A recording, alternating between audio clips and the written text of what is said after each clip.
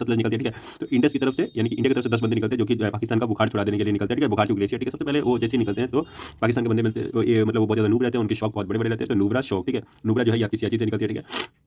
तो नूब बंदे मिलते हैं जिनके बहुत बड़े शौक रहते हैं और वो लोग गिरगिट की तरह रंग भी बदलते हैं, ठीक है। तो गिरगिट आ जाएगा, ठीक है। हमें उनसे कबूल करवाना है कि वो लोग क्या मिलते हैं, गुमाल बेचते हैं, ठीक है। तो गुमाल बेचते हैं, ठीक है। कबूल करवाना है कि गुमाल बेचते हैं, ठीक है। तो कबूल से काबुल आ जाएगा, गुमाल से गुमाल आ जाएगा, लेकिन वो कबूल करेंगे नहीं करेंगे तो फिर हम लोग क्या करेंगे, राइट हैंड से नहीं लेफ्ट हैंड से मारेंगे, जरा कसकर मारेंगे, ठीक है। जरा कसकर से आ जाएगा चास का, ठीक है। जरा कसकर मारेंगे, ठीक है। तो ये आपकी राइट बैंक ट्रिब्यूटरीज आ गई, ये आपकी लेफ्ट बैंक ट्रिब्यूटरीज आ गई। अब आइए मेन देखते हैं, ठीक है। सबसे पहले इंडिया की तरफ से एक बंदा आता है जिसका नाम रहता है रवि, ठीक है। और जो पाकिस्तान की तरफ से एक बंदा रहता है, ठीक है, उसे छोड़ना नाम, ठीक है। तो 2 बंदे रहते हैं, ठीक है। तो आता है कि भाई बंटवारा करो, ठीक है। ऐसे नहीं होगा कोई भी आके मतलब पीट के चला जा रहा है, तो मतलब ठीक है चलो बंटवारा करते हैं। बीच में एक नदी बहती है, ठीक है। तो बोलते हैं ठीक है इंची टेप कुछ लाए नहीं है, ठीक है, नापना है, ठीक है। तो फिर क्या करते हैं कि ये लोग एक सांप दिखाई देता है, ठीक है। लेकिन जो रवि रहता है वो दिल का बहुत अच्छा रहता है, वो बोलता है नहीं नहीं ये इतनी बड़ी नाग है, ये सब झमेला वमेला नहीं लेना है, छोड़ दो इसको जाने दो, ठीक है। तो वेरी नाग, ठीक है, बहुत बड़ी नाग है, इसमें झमेला वमेला नहीं लेना है, किसी और दिन नाप लेंगे। तो झेलम झेलम वेरी नाग, ठीक है। लेकिन वो जो पाकिस्तानी रहता है वो क्या रहता है, वो हम जैसे ही सांप को उठा के मतलब वापस रखने जाते हैं तो ये हमारे हाथ से छीन लेता है, छीन के नापने लगता है, क्योंकि वो क्या रहता है बड़ा लालची रहता है, ठीक है। छीन के नापने से चेनाब आ जाएगा और बड़ा लालची से आ जाएगा, बड़ा लाचा, ठीक है। उसके बाद क्या है कि रवि को आ जाता है गुस्सा, बोलता है कि भाई तुम्हारे अगर तुमने सांप को छोड़ा नहीं तो तुमको हम यहाँ पे जो तुम्हारी रूह है ना यहीं पे टांग देंगे, ठीक है। और ऐसी जगह टांगेंगे जहाँ पे बस तुम खुद रहोगे और कोई नहीं रहेगा, ठीक है। बस तुम खुद रहोगे तो और कोई नहीं रहेगा। तो रवि को आता है गुस्सा, वो बोलता है तुम्हारी रूह टांग देंगे, ठीक है। तो रूह से आ जाएगा रूह टांग, ठीक है।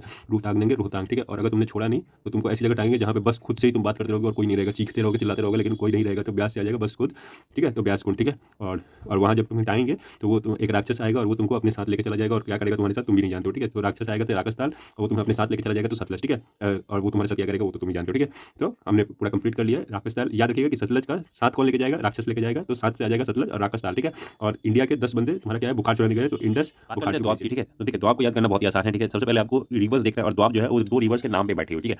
सबसे पहले ये आपका इंडस, झेलम, चेनाब, रावी, ब्यास और आपका ये आ गया सतलज, ठीक है। इन्हीं के नाम पे ही बेस्ट है। देखिए सबसे पहले आ जाता है आपका इंडस और झेलम, यानी कि ये एरिया पर्टिकुलरली 2 रिवर्स के बीच में एरिया को बोलते हैं द्वाब, ठीक है।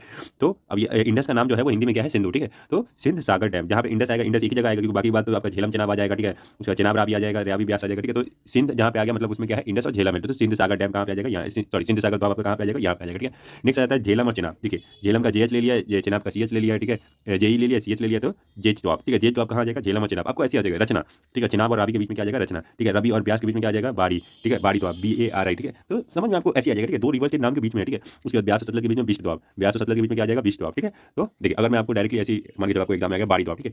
अब बाड़ी में आपको जैसे दिमाग में आपको सोचिए बाड़ी में क्या आ रहा है, बी आ रहा है और आर आ रहा है, बी और आर से कौन सा है ये रहा बाड़ी द्वाब, ठीक है। इसके बीच में आएगा, ठीक है। बिष्ट आ रहा है, एस आ रहा है और बी आ रहा है, बी और एस किसके में ब्यास और आपको सतलज के बीच में आ जाएगा। रचना आ रहा है, रचना चना, ठीक है। तो चेनाब तो पक्का आएगा इसमें, ठीक है। और रच आर भी आ रहा है तो आपका क्या आ जाएगा, ये आ जाएगा आपका रावी और आपके चेनाब के बीच में। उसके बाद आपका आ जाएगा जेच, JECH, जेच यानी कि झेलम और चेनाब, तो झेलम और चेनाब के बीच में आपका जेच आ जाएगा। और आपका सिंध सागर ये आपका इंडस और आपके झेलम के बीच में आ जाएगा। आई होप को याद हो गया, धन्यवाद।